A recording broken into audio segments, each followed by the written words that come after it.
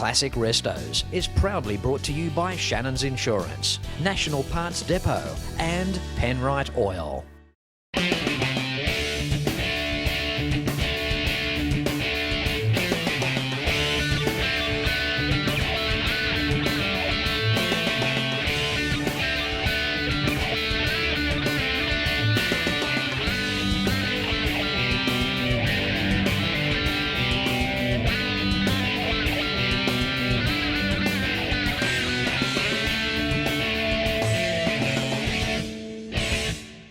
Hello and welcome to another interesting episode of Classic Restos. Of course, not possible without the continued support of Shannons Insurance, National Parts Depot and Penrite Oil.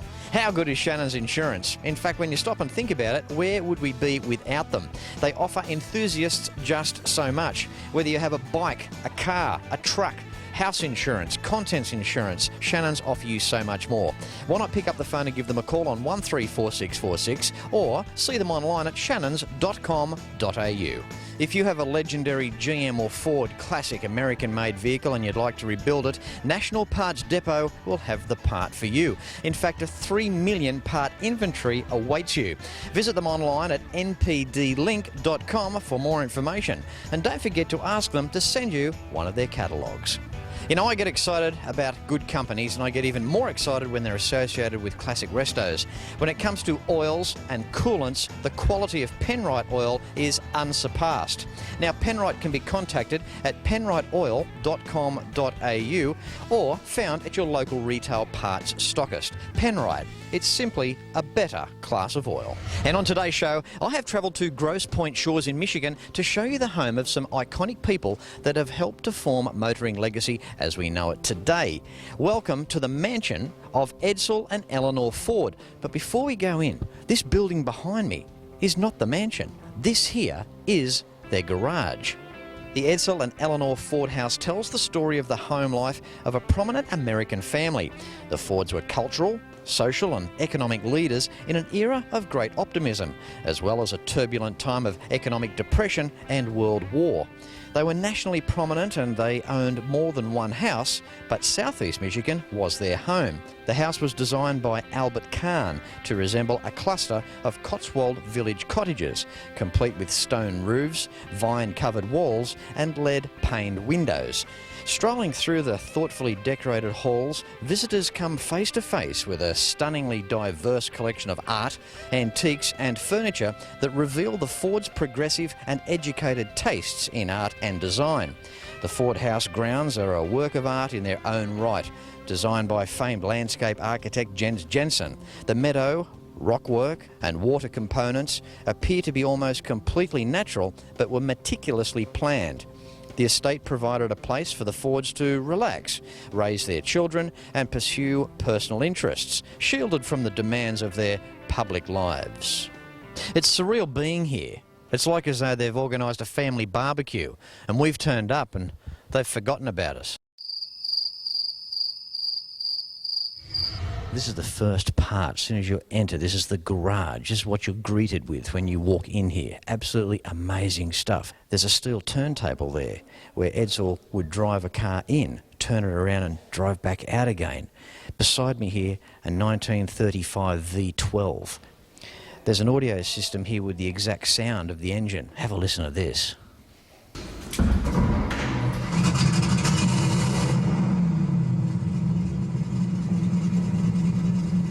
If that ain't music to your ears, nothing else is. With me now, we have the curator here. We have Josephine. Hello. Welcome. Thank you very much. What a privilege this is. We're delighted to have you here in the historic garage at Edsel and Eleanor Ford House. Thank you very much. The story of the Continental, such a strong mark of a brand. It's continued for so many years. Tell us the story of how the Continental first came about. It was for a vacation. Edsel Ford decided to create a car that was long, lean, low, and what he described as continental for his Florida holiday. And from what I'm led to believe, it was such a success that it then turned into a production car. Exactly. When apparently his neighbors and everyone in Florida saw it, loved it, and he came back with orders for the car. What were some of the bold features back in the time that took on in your eyes? Why was it such a success? I think the kind of streamlined, he worked with E.T. Bob Gregory, and you almost see like a boat form going through the water. At least I can imagine that. The kind of streamlined flowing, the minimal foot entrance, and then and this particular car, a push button, and then of course the exposed rear tire. Yeah, I mean it looks very, very stylish and sophisticated at any angle. Josephine, the push button in the door, so unique. Yes, and this makes this a transition from the original car that Edsel had built. Out the back looks good too. I mean, that tyre, there's a lot going on out there. I think it's beautiful from any angle, and a lot of people agreed. It was a favorite car of Frank Lloyd Wright and a lot of movie stars in Hollywood. It's incredible too to think we're in snow country here. It's a convertible and a two-door. Yes, well, as I mentioned, probably a vacation or a wonderful car to drive on a beautiful summer day like today. That's gorgeous. While we're in here, we'll have to comment on the private car that had the chauffeur just over to our left there. We're going to have a talk about that. Yes. Huh? Yeah. I think Chris will share a few things about that car. All right. Have a look at this. Moving through, we have Chris now. Chris, welcome to today's show, the Classic Restos edition, Detroit. Well, thanks for having me today. You're welcome. Chris, this is a marvellous car here, the private car of the Fords. The first thing that caught my eye was Edsel's letter of request there in the design for what he particularly wanted. Sure, this is a 1934 Brewster Town car. 1934, Brewster bought 135 V8 chassis from Ford and constructed the bodies for them. Edsel had very specific requests in regards to this car, where he put a V8 grille on the automobile versus the heart-shaped grille that Brewster had put on it. Very firm beliefs in his styling. So distinctive too, and to think that the actual car is still here. It's as though we're just waiting for Edsel to walk on over. Well, this is one of his favorite cars for the family. They had this car from 1934 to 1940. It was a favorite of theirs. And the chauffeur, it's good to see he's still with us. Right. Arthur Fauser was the Ford chauffeur. He lived here in the complex that we're in today. Was a loyal staff person for the Fords for many years. I would have assumed they would have looked after those people very well. They did. They were very... it was almost like a family for them. Speaking of family and people trying to get close to the family, the street out front, were they bombarded by people virtually wanting to walk in and, like, everything, wanting to meet them, down to, can I get a job at the Ford plant? I mean, they must have had a lot of that. Well, there were always the occasional situations where people would drive in unexpected. The chief of security, Tom Laughlin, lived on the other side of the Gate Lodge complex and was working pretty much 24/7 and protecting the family from cases like that. It's incredible. Chris, thank you very much for sharing that information on this beautiful car. It's just so unique being here today. Chris, again, thank you. Thank you, Fletch. Sure, the Fords, they lived at the top end. They were a wealthy family. But the kids, well, they had to have fun too, like other kids. You might remember billy carts and skateboards. Well, the Fords kids, well, they got these gasoline-powered cars. Look at the original home video footage playing, driving around the estate. How awesome is that? I hope you're really enjoying today's episode on Classic Restos, based around Detroit, United States of America. It's a big thanks to Shannons Insurance, National Parts Depot and Penrite Oil. Back with more after this.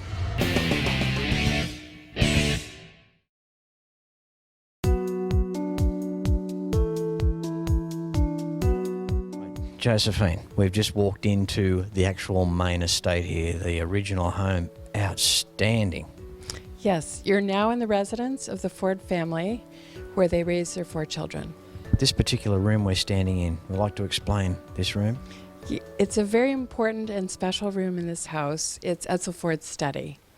Wow, I mean, the original furniture still in place, the photos on the wall, the timber work, his own fireplace. It's, as I said earlier, it's like as though he's just going to walk through that door and come back in here. It's very historic. The woodwork that you mentioned was actually imported from England, but it also reveals all the photographs and the flag and the artwork, reveals his interests in photography, in aviation, exploration, art, and we actually have a piece of his artwork. Josephine, where are we now? We're in the drawing room, which is the second largest room in the house, and it was very important for entertaining. In fact, this is where the Fords hosted the wedding reception for their only daughter, Josephine, and that was in 1943. Okay, Josephine, we're into the modern room. Explain this room. Absolutely. We're in a room that was redesigned in 1935 by Walter Dorwin Teague at the request of Edsel Ford, and it shows his interest and his passion in modern design. And it's also a big surprise to anyone who comes to visit us. So there would have been a lot of inspiration created in this room a long time ago. I would like to think so, but also a lot of fun. It was built as a games room, and we have in this room a one-of-a-kind Steinway. I can safely say it was built just for this room. Simply amazing. Again, everything left intact. Wow, it's just certainly got an atmosphere. Josephine, we're now in the dining room. Wow, I mean, I am hungry at the moment. This is, I could just imagine the beautiful food that would have been served in here over the years. Beautiful food on beautiful dishes and wonderful glasses, crystal to drink out of as well. It would have been 5-star all the way. Even the table at the end there for the kids. That's right. You notice there's a small table where the children ate until they turned 7, and then they could join the grown-ups. They were, of course, dressed for dinner.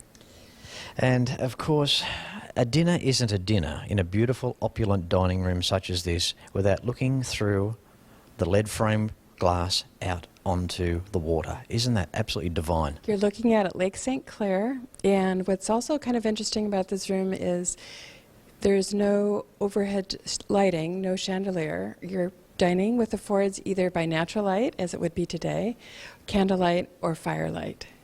The Fords would have had a 5-star lifestyle all the way, but would they have had their nights where no one was here? Would it just have been them? I think Steph was always here, present, ready to bring a glass of water or whatever might be needed. Yeah. There are buzzers in all the rooms, which send the signal down to the staff areas of what might be required. Wow. Hey, at home I got a piece of rope and I pull that and the lurch comes down.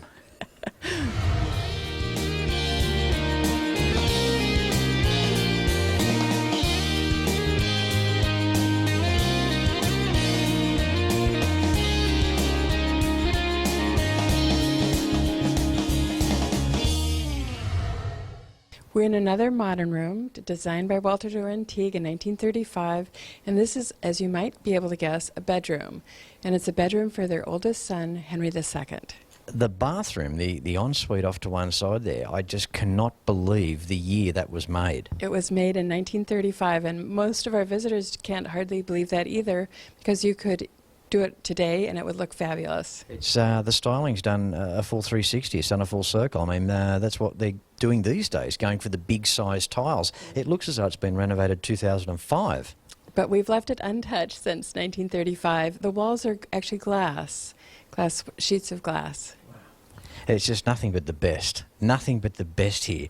We've got a beautiful view of the garden outside, out onto the grounds, and I don't know, you just can't put words to something like this. It's just so brilliant. I think you have to come back, and I think everyone else needs to come and see these spaces as well. I agree. I think I do have to come back. Josephine, thank you so much. We'll have to end it there. I mean, this is not the end in terms of this residence. We've done what, 5%, 10%? Not even, so you have to come back.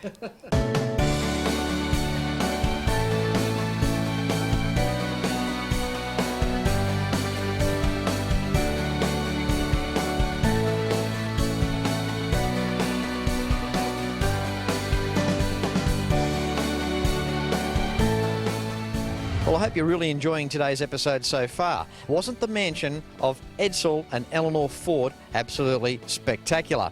Well, you can't do Detroit without seeing this, Stahls Automotive Collection. When you come to Detroit, be prepared to see a string of museums and car collections. It is certainly endless. We have Bill now, the curator at Stahls Auto Collection. How are you, Bill? Good, sir. How you doing? I'm great. You got a good job, haven't you? Well, Fletch, I think I got the best job in the world. I really do. I'll tell you what, if you're on the broom, you do the best job. This is an awesome floor. Well, I have somebody else going to do that. You could have taken the credit then, Bill. No, I don't like to lie. Look, presentation's everything. These cars are encapsulated around each other's presence, and they all have a story to tell. A 1948 Tucker. You've heard me mention about the Tucker before. I really do like to go on about the Tucker because it competed against the big three, and as you know, Preston Tucker was really and truly knocked out of the ring. Here's one of the surviving cars. How did you come about getting this one, Bill? This car was bought from Hyman's out of St. Louis, Missouri, but the car itself came from Stone Mountain, Georgia. It was in a small museum down there, and the gentleman that owned it actually got this one in the movie with, you know, the Tucker movie. It was actually in there. Yeah. So, and I was at a car show with Mr. Hyman, and he asked me if I was looking for anything. I said, well, if you have a Tucker in your back pocket, I'll take it. And he says, I just happen to have one. Let's look at some design features. For a start, we've got a rear-mounted engine. Yes, you do. You got a six-cylinder flat opposing pistons. Most people are under the misconception that it was air-cooled. It's not air-cooled. It's actually water-cooled. When Preston Tucker took over the company, the engine company itself, he had to reconfigure the engine to make it work well. Sure. At 6,000 feet in a helicopter, this engine stays cool. Yes. In a compartment at ground level, it doesn't stay cool. So he reconfigured, put a water jacket on it, and got it to work. And plus, laying the engine horizontal too, it required an oil pan. Yes, it did. It did. You didn't have the pressurized system that you did with the air craft engine. Bill, horsepower 160. You were alluding earlier that you thought it was more. I think it's more like 190. Yeah. This car does not stand still when you get going with it. It doesn't. It's not slow on takeoffs. Once you hit that foot feed, you're gone. Let's look at the body now. The crash zone on the passenger side. Now, that's an interesting concept. Tell us about that. That was something that came out of the era of, like Preston Tucker's, building stuff for the military. He had thought, if in the cars they had a place where they could protect themselves in a crash, people could survive better. So on the right-hand side, you have a big compartment. If they see you're going to be in an accident, you jump in there and you do the fetal position and you be safe. Wow, hey? You don't need a seatbelt. If you've got time, just jump down under where the dashboard should be. What a concept. We've also got suicide doors here as well. That's a unique style. We've got lots of room in this car. Torpedo styling. I mean, I give it 10 out of 10. I've got such a soft spot for these cars. Yeah, this car is probably going to be an iconic car for decades and generations to come. It's just such a beautiful machine. The DVD boxed sets of classic Restos are available at classicrestos.com.au. Now, while you're there at the website, don't forget to check out the major sponsors. They're waiting to help you. They're incredible people to deal with. Give them a call. Hope you're really enjoying today's show. Back with more in just a moment.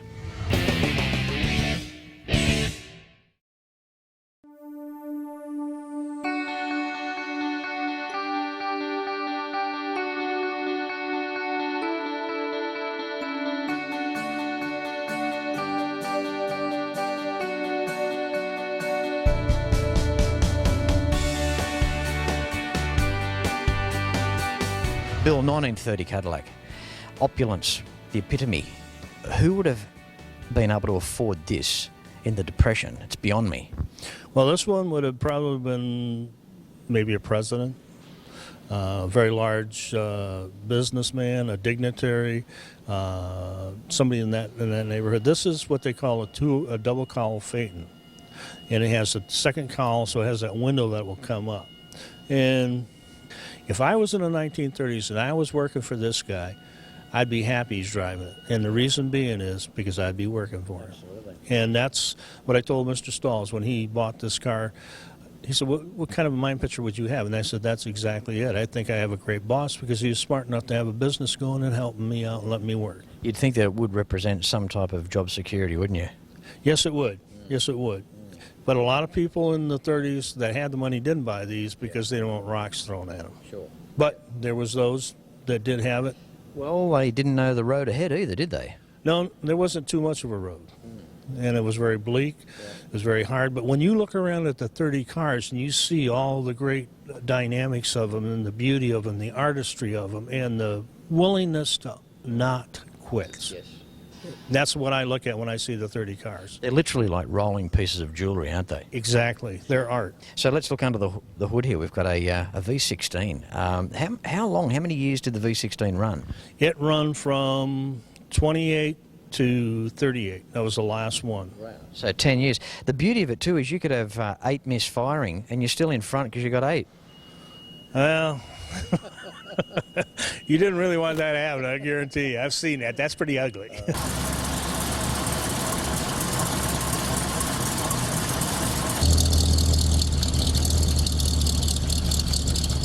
We see it running now. This is just whisper quiet and just so smooth. I mean, it's not even moving. There's not even a hairline. It's incredible. Well, actually, it's running a little rough right now because it hasn't been out running. If we just take this out for a half hour and run it around and bring it back here, you wouldn't even hear it. It's just a great, great car.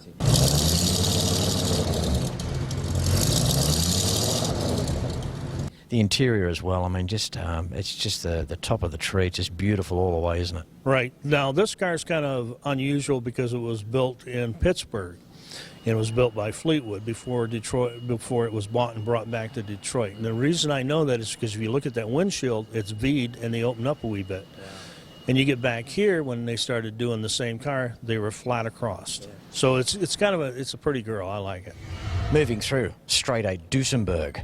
Yes, this was a 1934, but they were all pretty much made in 1930. But when they were bodied, that's when they were plated and that's when they were titled. So even though it was made in 30, it was still a 34 because that's when it was licensed and stuff.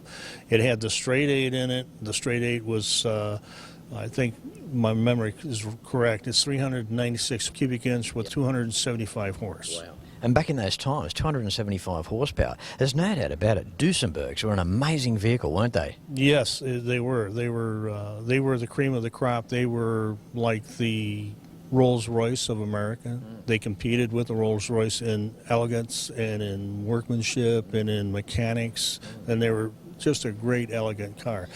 It just goes to show the spotlight emphasis wasn't always necessarily on the big three. No, it wasn't.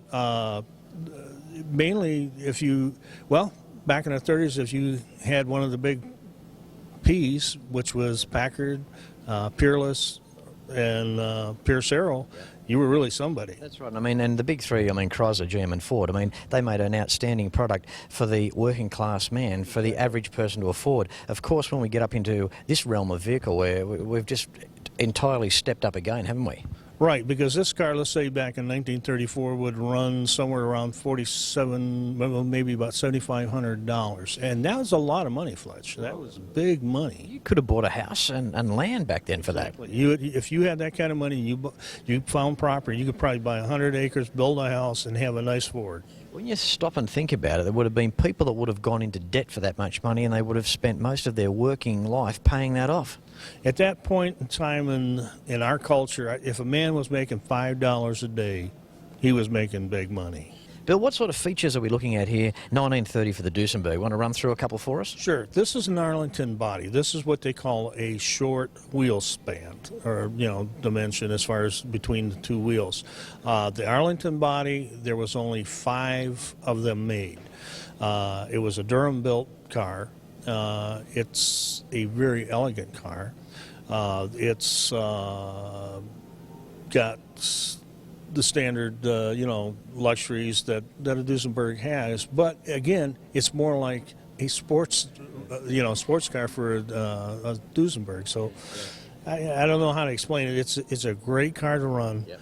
I took it last year to a d'Elegance down in Kentucky, and we have to go down through this tunnel and out. And so in the tunnel, it's got a cutout. You throw the cutout out, and it eliminates the muffler, and you can just hear it resonating, roaring, that big old engine roaring right down through there. And power. During World War II, they used to take Duesenbergs, cut the bodies off out of Willow Run, and use them for tugs to pull the planes around because they had so much power they could actually do it. So that is incredible. Bill, I want to thank you so much for your time here today. This is just Put Your Toe in the Water segment on Classic Restos today, just to throw the camera around here, show people at home about Stahls Collection and just some of what you've got here. It's the type of place where you can get here in the morning and not leave till the night time. That's pretty close to right. That's what happens to me. Absolutely. It's disguised as work, right? Yes. We lie and say we're working really hard in here. You don't work, you just turn up. That's right. And then all my friends show up with me and they say, hey, can we help you with that? So. That's great. Bill, thanks again. And just when you think you've seen everything, how's this for industrious? The only problem with this is that it puts 4 violinists out of a job.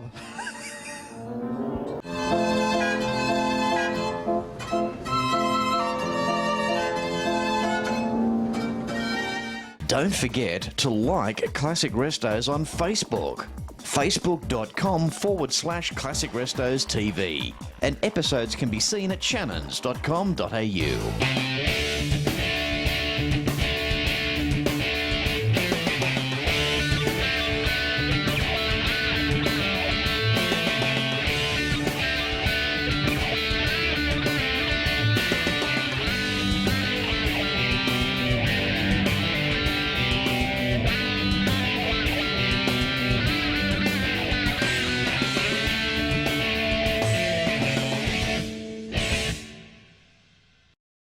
Classic Restos is proudly brought to you by Shannons Insurance, National Parts Depot and Penrite Oil.